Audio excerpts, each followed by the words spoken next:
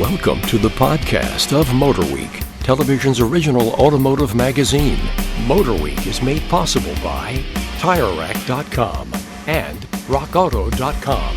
Here's your MotorWeek podcast host, John Davis. Thank you, Alec Webb, and welcome everyone to MotorWeek podcast number 223. And sitting around our table in MotorWeek headquarters Studio C is senior executive producer Dave Scrivener. Hello. And over-the-edge reporter Greg Carlos. I am here. Writer-researcher Garrick Zeiken. Thank you for having me. And road test producer Kyle Scanlon. Hey, everybody. And we're going to talk about something very special on today's broadcast, and that is our MotorWeek Drivers Choice Award winners for 2020.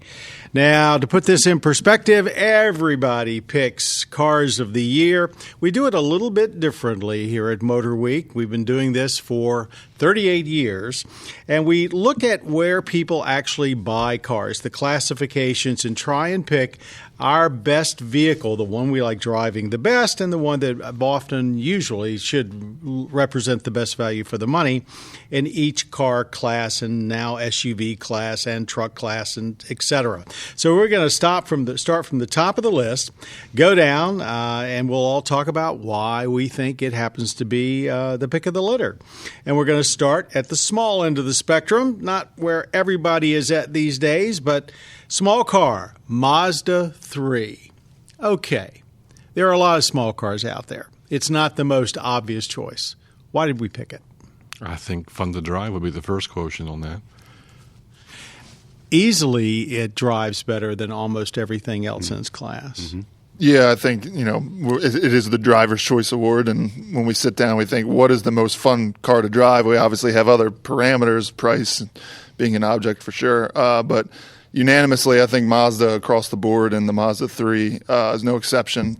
Just tend to drive better than anything else in its class. It's great looking, too. It's a nice looking vehicle. It does look very nice. Doesn't look like an They did econobox. go a little bit more mainstream, I think, trying to grab some more buyers because you need people to buy these cars. So they really put a lot more effort into the interior, being more comfortable, and it coddles you a little bit more, but definitely still a good driver's car.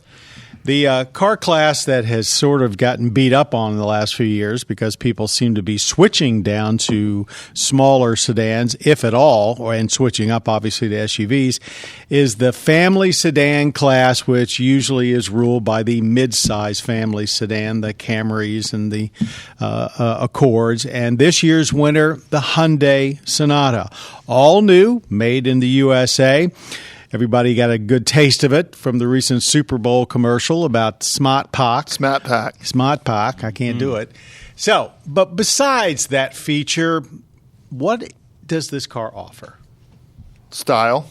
They kind of got back to the whole,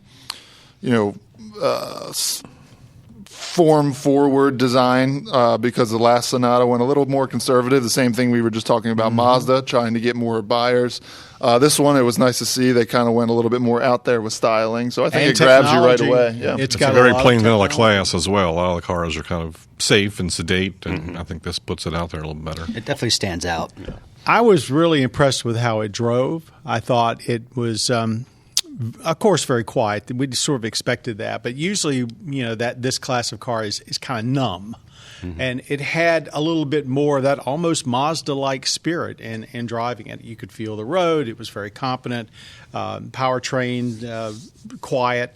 So I think Hyundai's done a great job, and I like the fact that they haven't abandoned this car class like so many other brands have. If I had one wish, it would be that they would find a way to add all-wheel drive, so it would be a little more appealing to people that live in the Northeast.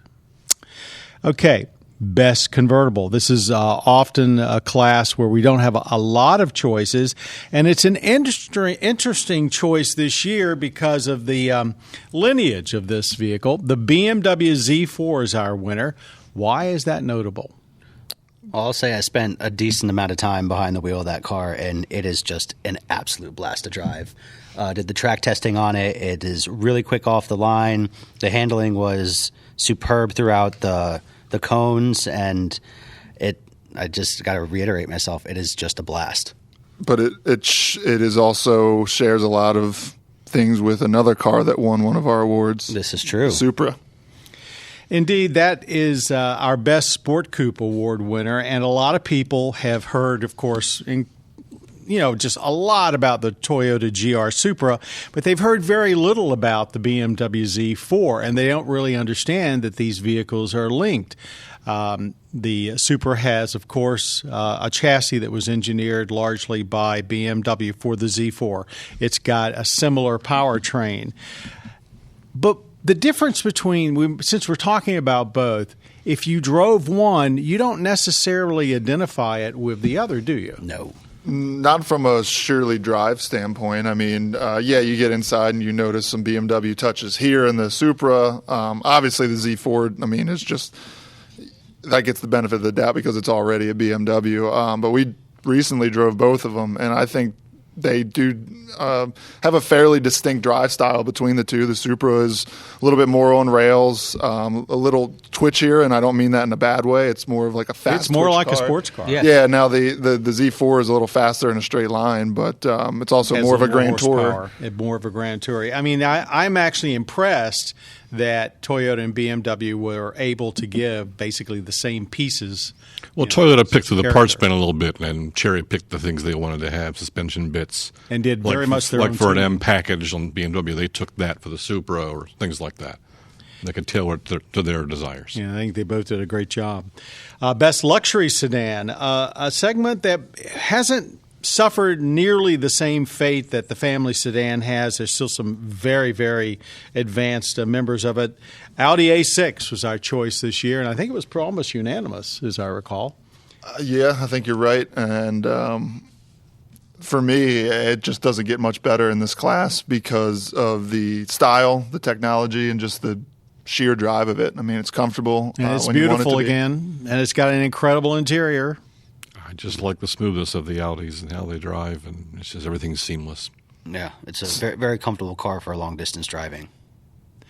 Best sports sedan. Now, a lot of people say, well, how do you make a distinction between a luxury sedan and a sports sedan? And it's getting pretty difficult because our winner, the BMW 3 Series, has a lot of attributes of the A6. To me, it was just a little bit sharper and, just appealed to my performance instinct a little bit more, where the Audi was definitely on the cushier side, even though it rides very, very firm.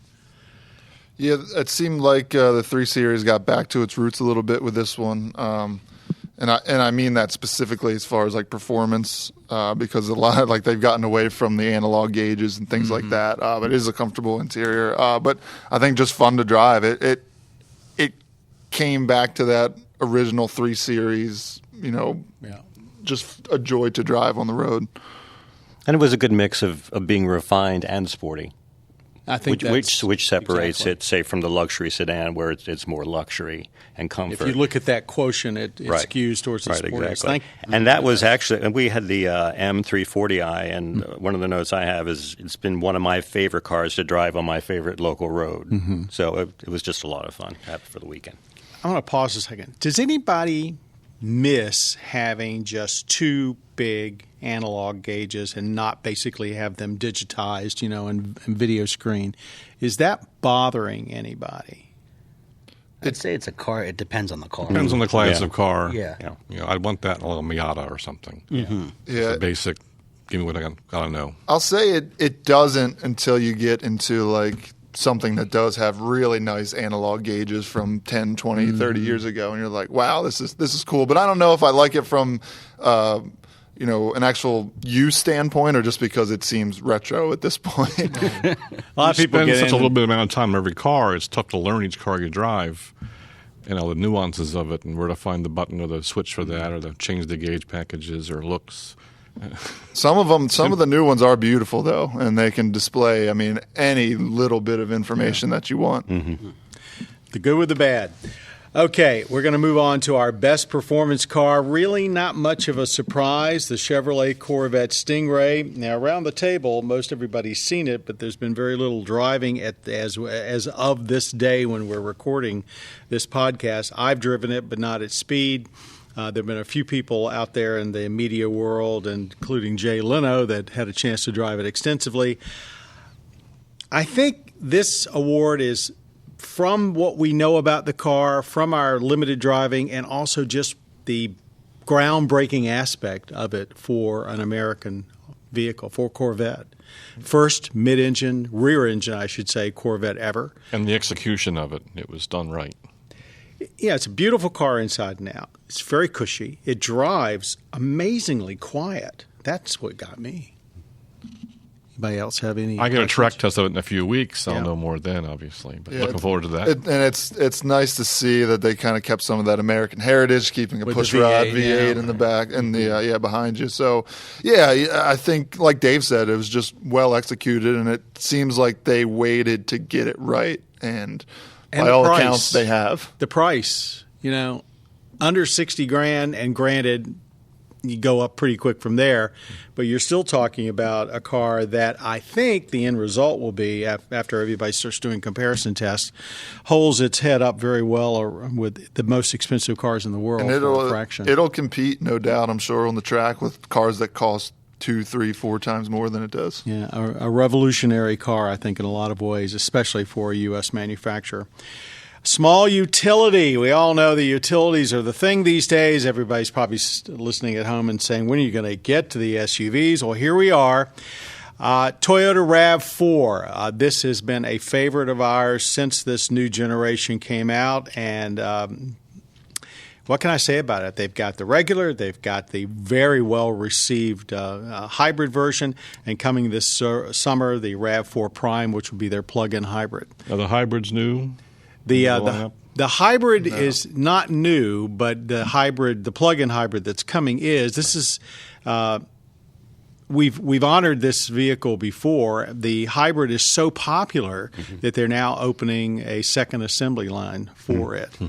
But we've lived with one as a long-term vehicle for 7 months. So what was your collective, thoughts about the time you spent with it? I like that it's responsive. I would take the hybrid over the non-hybrid. Me too. For the responsiveness. And it was I think it's a lot more fun to drive than you would expect from a small utility driving around town. So I like the responsiveness. It's awfully roomy inside, too, and it looks great. Yeah, that's what I was just going to say is times when I had the RAV4 over the weekend and stuff like that, whether bringing my 2 large dogs to the park or throwing some friends in to go out and get some food, everyone is... Did you let them sit in the seats? I'm sorry. No. Friends of the dogs. Yeah, which ones? But it's got plenty of room inside for everything you need with the fold down seats, the extra cargo capacity. You can fit a lot of stuff in there, a lot of people, a lot of dogs, whatever you need. And like what Garrick was saying, the responsiveness of it is I would definitely pick the hybrid over the regular. Well, until the Prime gets here, it's the best performing RAV4. I mean, if you want the quickest RAV4, it's the hybrid, and it's every bit that. And I think the thing I take home most from the RAV4 hybrid that we had was how comfortable it was on the highway. Yeah. And that's not typical for a hybrid because they can get a little or bit buzzy. typical for a small utility. Sure. It's only like a $1,500 walk, and with that, you get a almost 10 mile per gallon boost in fuel economy. We were seeing 35 and about up from say 25 on the standard one. So no surprise that. Plus, it's more interesting to drive. Fuel economy is which good, is what the awards are all about. Exactly. You're absolutely right. All right, midsize utility. In a way, this was kind of a surprise. Honda Passport, because when it first showed up, we're thinking, well, it's basically a Pilot that someone took a meat cleaver to, but it turned out it was a lot more than that. Yeah, we had some debate over this one, but I think ultimately, everybody just saw how solid this car was. And so there was some argument saying that, it's just a chopped off Pilot. And, the Pilot's a really nice SUV. That's right. And I like having that extra space right back there about that third row. Yeah, everything was it's just very, very Honda in the best way possible. It's solid. It's just reliable, plenty of space. Maybe a tad more expensive than I want it to be, but I think you get a lot for the money. Which I think is why our large utility kind of stands out, not necessarily against the Passport, but against the Pilot. We've given it to a duo. They're mechanically similar, but quite different in what you see taken with your eyes, and that's the Hyundai Palisade and Kia Telluride. the first real players in the large, or what we used to call mid-size three-row SUVs. They share powertrains, they share the chassis, they share a lot of interior attributes. You could argue the Telluride's a little sportier to drive, the Palisade a little cushier. We've had a chance to drive both of them. What do you think? Why did we give them the award?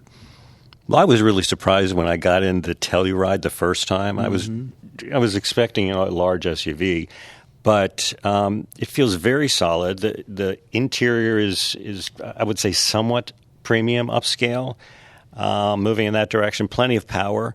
I enjoyed driving it more than I thought I would. So I think they did a really good job with that. It certainly has standout style, and I've seen quite a few of them on the road since we've been driving. I understand there's like a 3-month waiting list for both of them.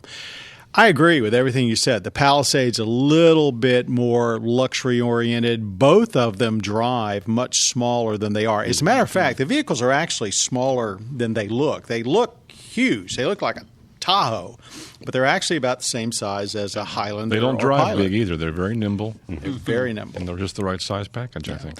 I think it's like whichever one you like best. You're not going to make a bad decision, and they're priced right too. Loaded it up, they're under $50,000 with everything on them. Mm-hmm.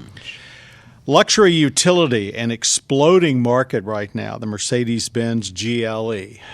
We picked this one pretty quick, I think. Yeah. There was probably the least amount of debate because really excellent vehicle, inside and out. Great ride. Tons of technology and right size too. Yeah, the right size. You're right. Small. And and it's. I mean, if you want to go up to the GLE 63 from AMG, you can do that. But even right down to the base GLE, it's just a really nice vehicle. Anybody else? Moving on to pickup trucks, and this was interesting. We've given it to Ram again. We gave it to them last year, but not just one Ram. This is the Ram pickup truck lineup, which includes the last generation Classic, which has been so popular that FCA may even keep it around longer. It's the current generation 1500, and of course it's the new HD, which is new this year. Why is Ram so popular? I'm going with the interior. Yep. My first impression. That was one of the things I was going to say. The technology packages that they have in these trucks are just unbelievable. They're extremely intuitive. They are so user-friendly. I forget exactly what trim level it is, but I was on a drive with them when there's about the largest tablet you've ever seen sitting there in front of you. Right. And for your guidance system especially, it makes it really easy to follow it. When in other vehicles, they'll sometimes throw the guidance up in the dash on a tiny little screen. And even though it's right in front of you, it's still a little bit difficult to read and see what turns you have to take, especially if you're on back roads, which sometimes I'm on some really country roads taking these cars on adventures, and the Dodges just blew me away. Or the Rams, I'm sorry. I think it just comes down to the ride. I mean, I can imagine people go into a dealership and they're not, and maybe they've driven a Ford and a Chevy. They get into a Ram, and it's a noticeable difference in how they make all like the a difference. pickup truck can ride like this, and I think it gets a lot of people right there. They keep hitting what people care about. You mentioned, Kyle, the interior, and Greg, you mentioned the ride, and they do things that get lots of attention, like, with the new HD, they broke the 1,000 pound-feet of torque barrier. They just do smart stuff that appeal to the everyday driver, and that's why Ram is now the number 2 pickup truck brand, surpassing Chevy for the first time ever, and they've earned it. Okay, the best eco-friendly vehicle of the year is the Kia Niro. Wow, what a favorite of ours. Well, they got quite a lineup to something for every point you need. Well, you want a hybrid, a regular?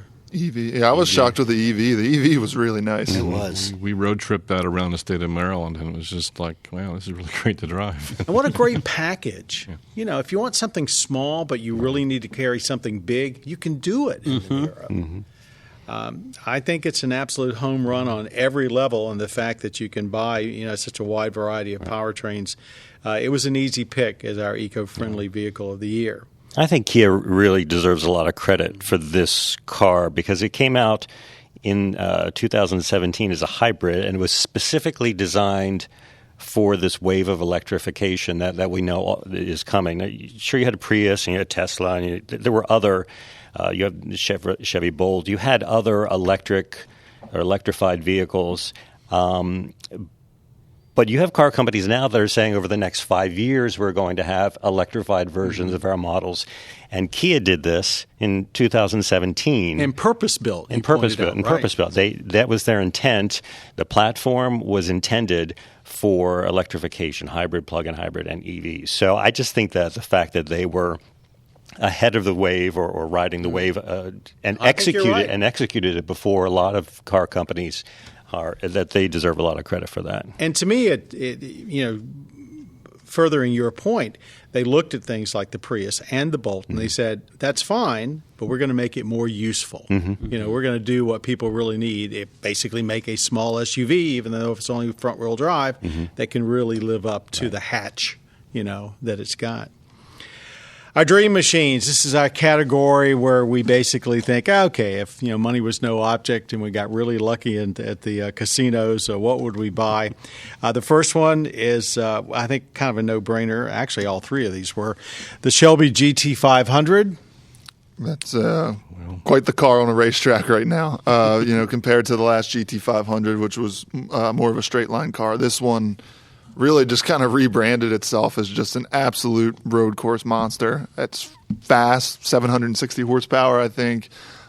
Grip is just unbelievable, and the braking. I don't really like to brake as hard as I did in this car than in other cars because it's a little sketchy. But I was threshold braking in this on a track I'd never driven and felt totally confident, and I think that's a huge deal. It is. Anybody else? The sound is just to die for. Yes. Yep. It doesn't have the flat plane, but it still sounds pretty incredible. It's a great car to follow along with the heritage of Carroll Shelby. And anybody that has seen the Ford versus Ferrari movie understands this car. You don't have to be necessarily a Mustang aficionado, just an aficionado of great American performance engineering. Mercedes-AMG GTR. Wow, what a car. On a lot of different levels. I think it kind of lives up to the dream machine because of price. It's an expensive car. Another great car on the track, which is just, I love that so many of these cars we drive now aren't just like great looking Grand Tours that you can just take them on the track and they're awesome.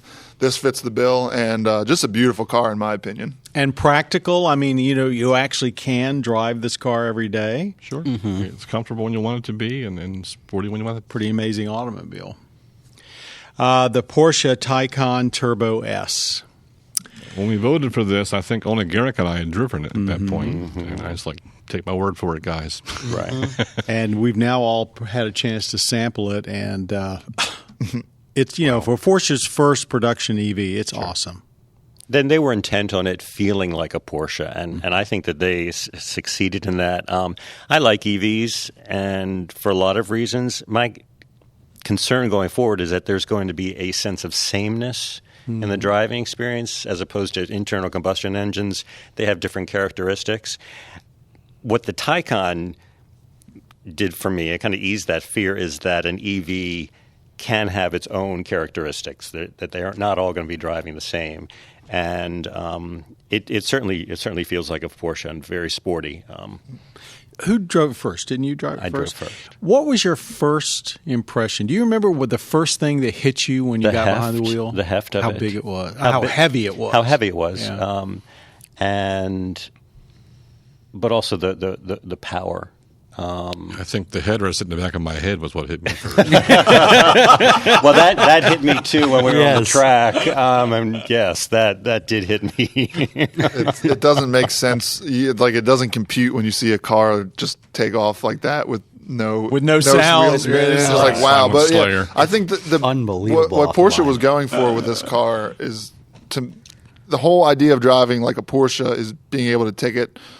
To drive it to the track from wherever you live and then drive it on the track and then drive home. And as we found, as long as you have a few chargers and somewhere to get this thing plugged in, you can drive it on the track. We didn't we took it to Roebling, put it through the normal paces. We couldn't take it as many times around the track as we normally did about do. 10. It's a 2-mile track. We did about 10 laps at speed, and that took us down from about 185 indicated fuel economy to about 50. And then we go off and charge it. And that's to be expected. But the big win is that we could take it for 10 laps and we were drive it hard. You guys didn't are doing overheat. 160 miles an hour. I was consistently hitting it between 155 and 160 10 laps in. I mean, it didn't fade. Well, I wasn't losing power, which I think is pretty incredible. And it's a beautiful car. It is. Yes. It's beautiful. Yeah. So that's our category awards, and of course, we all get together and pick one vehicle as the best of the year, and we'll have a drum roll for that a little bit. Really no surprise. Go ahead and hit the bell there, just out of honor. The Chevrolet Corvette Stingray, for all of the reasons that we mentioned it before. It's a groundbreaking vehicle for an American manufacturer. Everybody's been talking about a mid-engine Corvette for 20 years or more than that, probably. And now it's finally here. All of the entry-level models, we understand, are actually sold out. But dealers, I'm sure, will be trying to tack as much money onto the stickers as they can for a while. But it's interesting is this vehicle is also the first iteration of the Stingray. There's already rumors that there will be some kind of electrified version of it down the road. So we may be revisiting this car again. Thank you, everybody at the table, for all your contributions. If you're interested in seeing our segment on the MotorWeek Drivers Choice, I'm not sure when you're listening to this podcast, but it starts airing on public TV stations on the 8th of February. And it's show 3923, and you'll find the segment up on our YouTube channel as quickly as we can get it posted. With that said, before we wrap up today, we've got a couple other things we want to get to. One of them is a viewer question, and it's about one of our winners, a Hyundai Palisade. We've got a question from Sam. Sam says, when very cold, this engine sounds like a pea thrasher, and we had to look up to make sure we knew what a pea thrasher was. I'm either too young or not country enough to know what a pea thrasher is. But it's quiet once it warms up. Is this common with today's engines? We have a Palisade here at work. We have noticed that there is valve train noise when it is cold. We've noticed the same thing with the Telluride, although I think to a less extent. It does go away when the engine is warmed up. It is a mechanical sound. I don't find it objectionable. I'm just surprised because so many of the vehicles we drive are so quiet. We've got no indication that there's anything unusual here. A lot of engines have that sound when you open the hood, but don't have it when you close it because of sound deadening. This one seems to. Any other impression? I can't say that it didn't seem quite as loud as Sam described. Right, but I know what Sam's talking about because, when it is really cold, the engine doesn't sound quite right. But it's doing something to make sure that everything's working right when it's cold. I mean, it has to get up to temperature, which, I mean, a modern it's engine. an emissions thing. Yeah, a modern engine, as long as it does go away, I think is the big thing. As long as it's not hanging around or like tapping while you're driving the entire time. But, the modern engine doesn't really need to be warmed up like something did 40 years ago. No, basically start it up, wait a few seconds. I mean, if you want to heat up your seats or whatever you got to do, that's cool. But the engine really doesn't need it itself. Start it up and just drive carefully for a few miles, and it'll get up to temperature on its own. Even though the one we've got here at work does have automatic start, so you can do it from inside the house. So your temptation is to do that. Sam, keep an eye on it. You basically certainly asked your dealer if anything happens that this turns out to be a problem, we'll be the first ones to let you know. But right now we think it is just a feature of a lot of the modern engines and may have more to do with sound deadening material maybe not being up to snuff than anything else. But modern engines do make noise. Rant and rave. Now, I understand, Greg, you've got something you want to contribute. Yeah, I feel like today. I've been talking the whole podcast, so I might as well. Well, you keep it have, going. but that's okay. We like to hear you talk. Yeah, so I now it seems like it's a daily occurrence for me to put a child seat in and out of a car, and A lot of them that we get, the anchors have removable plastic covers that, that's what most manufacturers do. And they're terrible. And you have to put them somewhere. You lose them. They're rattling around. I get into the BMW X3M competition that we have in right now, and was pleasantly surprised to find that they just have a simple solution of it's a cover, but it's spring-loaded, and you just push your clip in there, mount it, and the cover is just up and out of sight until you're done with it, and then it just flaps back down. You don't have to hide it anywhere. You don't have to put them down and lose them. So I think it's just a really simple solution, and you applaud it. I applaud it, and makes your it's something I would have never noticed, a couple years ago. Anybody else got anything? I'm good to go. I think that wraps up our MotorWeek Podcast 223, our 2020 Drivers Choice Award special.